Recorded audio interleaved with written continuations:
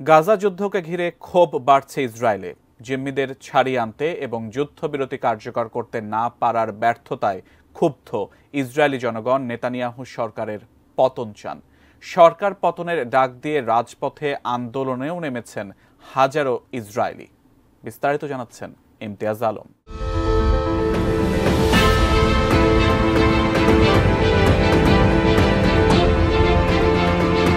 ফিলিস্তিনি সশস্ত্র গোষ্ঠী হামাসের হাতে থাকা ইসরায়েলি জিম্মিদের পরিবারের সদস্যরা সরকার পতনের ডাক দিয়েছেন।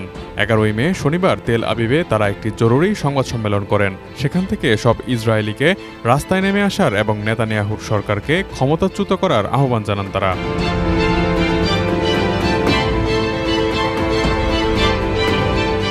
শনিবার হামাস এক ইসরায়েলি জিম্মির ভিডিও প্রকাশ করেছে। তারা জানিয়েছে ইসরায়েলের বিমান হামলায় ওই জিম্মি নিহত হয়েছেন। তার মৃত্যুর সংবাদ প্রকাশের পরই অন্যান্য জিম্মিদের পরিবারের সদস্যরা সংবাদ সম্মেলন করেন। সংবাদ সম্মেলনে তারা বলেন, ইসরায়েলি সেনারা গাজার যেসব অঞ্চল দখল করেছিল সেখানে আবার হামাস পুনর্গঠিত হচ্ছে।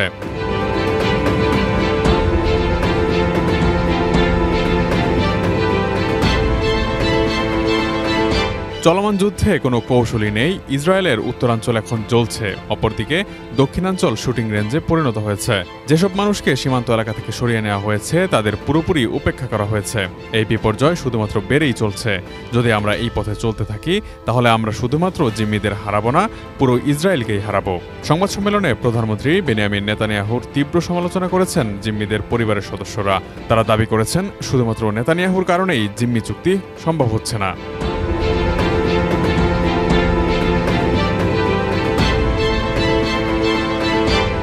জিম্মিদের স্বজনরা আরও বলেছেন, নেতানিয়াহু শুধুমাত্র জিম্মিদের ফিরিয়ে আনতে বাধা দিচ্ছেন না, তিনি ইসরায়েলকেও সাফল্য পেতে দিচ্ছেন না।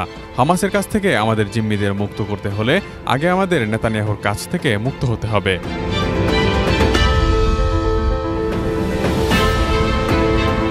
জিম্মিদের স্বজনরা ইসরায়েলি অন্যান্য মন্ত্রীদের উদ্দেশ্য করে বলেছেন, গান্স, আইসেনকোট, গ্যালান্ট এবং লিকুদ পার্টির বিবেকবান যেসব নেতা আছেন, হামাসের সুরঙ্গে আমাদের জিম্মিরা যেন না পচে, দ্রুত সময়ে জিম্মি চুক্তিতে পৌঁছাতে, নাশকতা এবং জিম্মিদের পরিত্যাগ করার অপরাধ থামাতে আপনাদের প্রতি আহ্বান জানাচ্ছি এই সরকারের পতন ঘটানোর জন্য।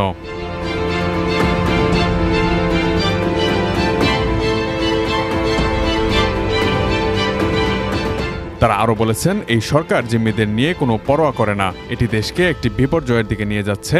এই সরকারের সঙ্গে সব ধরনের কার্যক্রম আপনারা বন্ধ করে দিন। এই যুদ্ধ থামাতে এবং জিম্মিদের বাঁচাতে সবাই বাইরে বের হয়ে আসুন। জিম্মিদের পরিবারের সদস্যরা জানিয়েছেন তারা এখন আন্দোলন শুরু করবেন যতদিন পর্যন্ত জিম্মিরা ঘরে না ফিরবে, ততদিন তাদের এই আন্দোলন চলমান থাকবে।